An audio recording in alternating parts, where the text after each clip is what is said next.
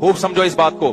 علماء کہتے ہیں انسان سے کوئی گناہ ہو جائے, گڑ گڑا کے ایک دفعہ توبہ کر لے, پھر بھی اگر وہ اس گناہ کی ٹینشن لیتا ہے نا, اس کا مطلب اس میں تکبر ہے. یہ اپنے گناہ کو اللہ کی رحمت سے بڑا سمجھتا ہے, یہ سمجھتا ہے اللہ معافی نہیں کر سکتا, یہ جرم ہے. پھر معافی مانگو ایک دفعہ گڑ گڑا کے, اس کے بعد اس جرم کو ہمیشہ کے لیے بھول جاؤ, اور یہ تسلی رکھ لو کہ گناہ پہ سزا دینے والا کون ہے؟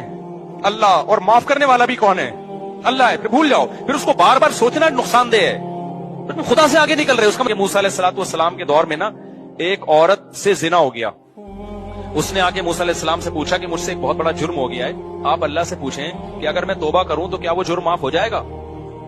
موسیٰ علیہ السلام نے اللہ میاں سے جا کے پوچھا, اللہ میاں نے کہہ دیا ہاں بھائی اس سے کہو کہ اللہ کے سامنے گڑ گڑا کے توبہ کر لے, معاف ہو جائے گا.